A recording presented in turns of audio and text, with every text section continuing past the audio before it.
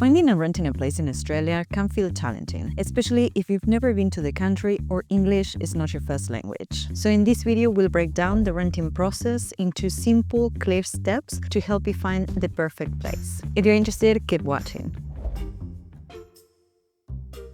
Now, the first thing that you need to do when it comes to renting a place in Australia is to determine your budget and your preferred location. You need to figure out how much money you can comfortably spend on rent each week. And something very important to know is that in Australia, rent prices are usually listed per week. Also, choose an area that you'd like to live in that's convenient for your daily activities like work or study. Is it near your school or workplace? Or do you prefer living close to public transport, supermarkets, cafes, parks, or beaches? Having a clear idea of where you want to live will help you narrow down your choices. So make sure that you actually like this area, because once you sign your rental contract, there's no way back, and perhaps you'll have to stay there for a year unless you break the lease, but we're going to talk about that in a few minutes. And also make sure that your rent budget leaves enough money for food, bills, transport, and entertainment. Also remember that your location will influence your rent costs. Generally, if you want to live in an inner city area or close to the beach or in popular residential suburbs, you can expect to pay for a premium. Whereas if you live in outer suburbs or more regional areas, rent will definitely be cheaper.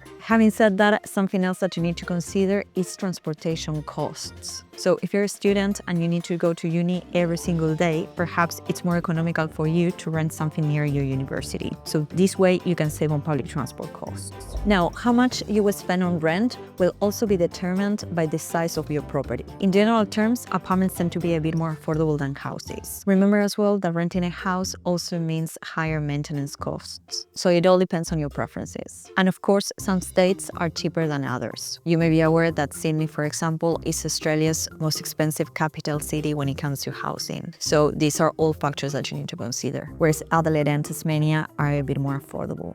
Now, the second step in the rental process is to find properties, is to search for your property. The easiest way to find rental properties here in Australia is through websites like realestate.com.au, domain.com.au, or if you're looking for a share house, perhaps flatmates.com.au. There are also Facebook groups like Fairy Flows where you can find an apartment or a house there for sharing, but make sure that you do your own due diligence. Now, I'll jump on the computer and show you how to search for properties. So we're here in the main page of realestate.com.au. When you go to the rent tab, you'll grab the suburb that you want to live in, say South Yarra, then filters. And in filters, you have property type, then you have to set a minimum and maximum price, or you can leave it as is. But my recommendation is to set a maximum price. Realistically, for South Yarra, if you're a single or a couple, and if you're comfortable living in a small apartment, then you can set your maximum budget at $525 per week. This is Australian dollars, remember? Bedrooms and everything, I usually leave it as is, and then you click on search. So now you have all the properties available for rent. As we said before, you'll notice that prices are given per week here. You also have the address and how many bedrooms and bathrooms and parking spots are available in this property. We're going to click on this property, and the first thing that you'll notice, again, is all these details. Then you're going to notice here that it says bond. Bond is basically a security deposit that you'll have to make once you sign your rental agreement. This is basically a deposit, an amount of money which equals your first month of rent that you'll have to pay to cover any damages at the end of your lease. Hopefully not, but if there are any damages, then the landlord will deduct whatever money is relevant from that bond. If there are no damages, then you'll get all your money back. Okay, so you can see all the photos on the list, and you have here a map on where the property is located. You have property features, you have a description of the place. Here you have as well nearby schools and childcare, so you have all the schools that are near this property.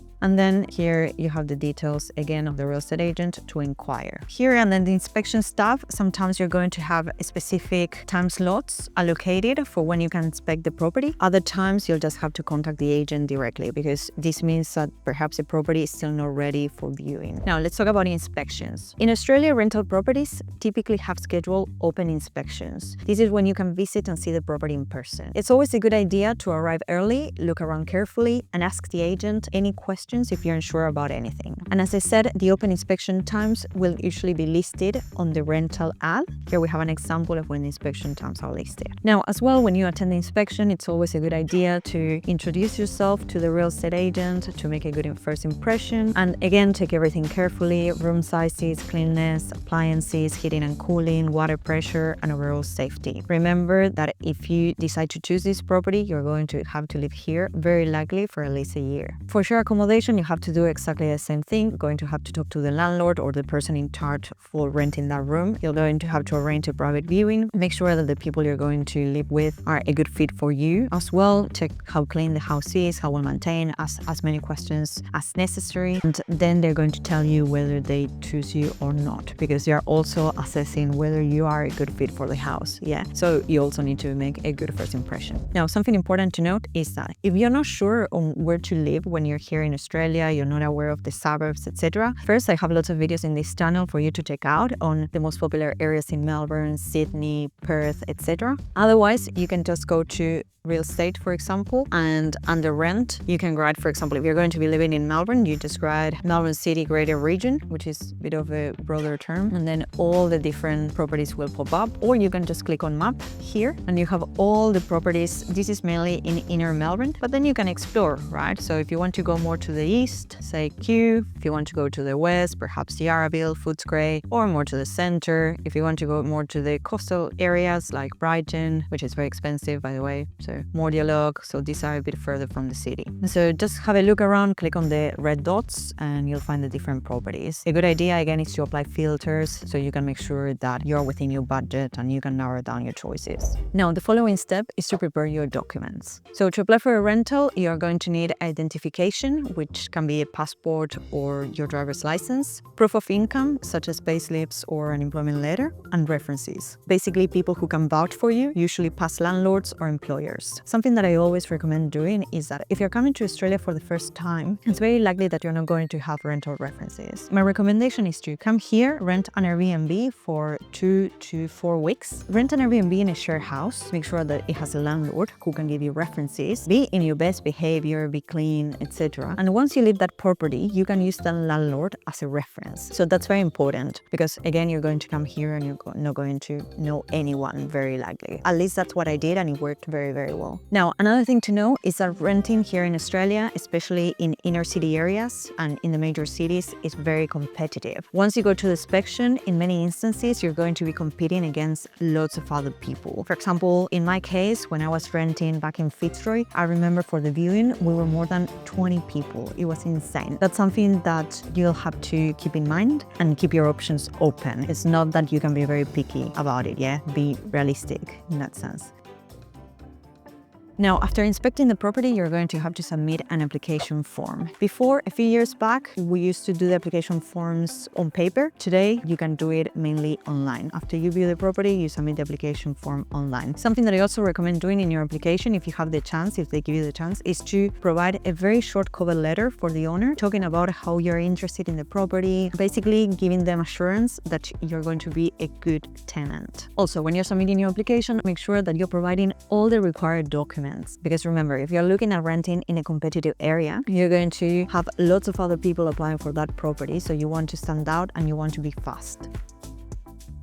Now, the following step is waiting for approval. After you submit your application, the landlord or property manager will review it along with other applicants. They usually take your references and your ability to pay rent, which is usually via your payslips or bank statements. If you're from overseas, if you just came to Australia for the first time, something that you can provide as well as proof of income or proof that you can cover rent is bank statements. Even if they're from overseas, usually they'll take that. Just make sure that you have enough evidence. Now, waiting for approval might take between 1 and 3 days, but it can take longer sometimes, depending on how much people are applying for it. If you're approved, you're going to receive a phone call or an email from the agent telling you that you've been successful. Otherwise, if you get rejected, don't worry, it happens. Again, it's almost like a job application, and that's fine. Just keep looking for other properties.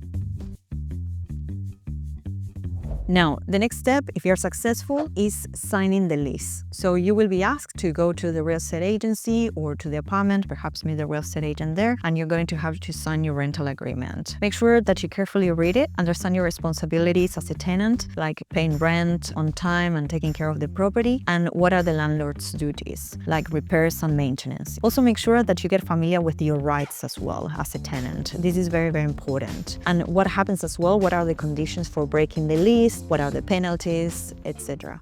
Now, here are a few tips when it comes to finding rental properties. The first one is to understand how long the lease is. Usually, rental contracts go from 6 to 12 months. The most common is 12 months. Make sure that you know how much rent you'll have to pay and how often. In Australia, you generally pay rent on a fortnightly basis. Sometimes it could be monthly, but this will depend on the landlord and the real estate agency. Also, make sure you understand what are the rules around pets, visitors, and property maintenance. And please don't hesitate to ask any questions to the real estate agent if you have any.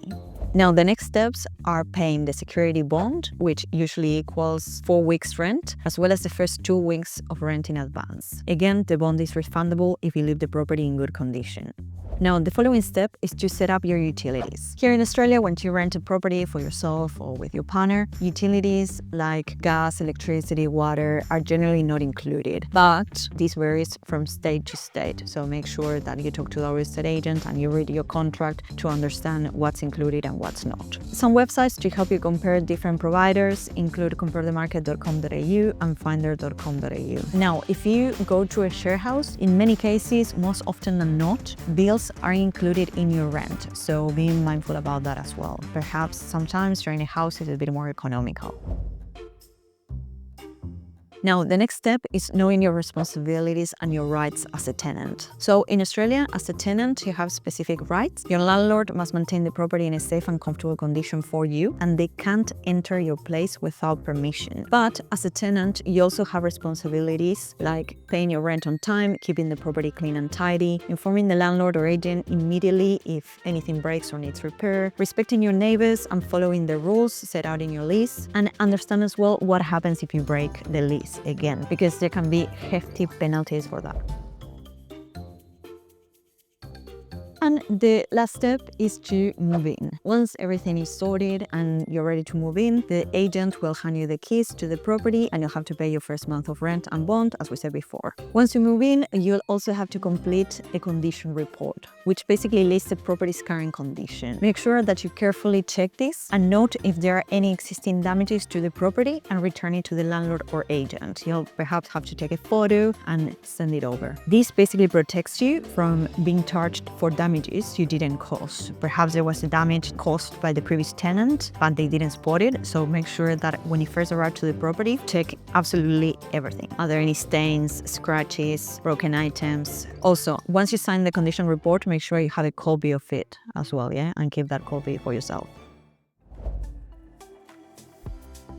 Now, a few more tips about renting in Australia. The first one is beware of scammers. And this means if you're overseas and you're looking for properties, always make sure that you sign your rental agreement once you're here. And you need to make sure that you inspect the property in person. Or if you have a family member or a friend living here in Australia, get them to go in person to the property. Do your own due diligence. Make sure that you don't fall for any scam. And another thing is that when you leave your property, you'll have to pay for professional cleaning and you'll have to give the receipt of that. So that's another thing. Yeah. Thanks for watching, and if you like this video, please like and subscribe to keep supporting the channel so I can keep bringing more content for you. Bye.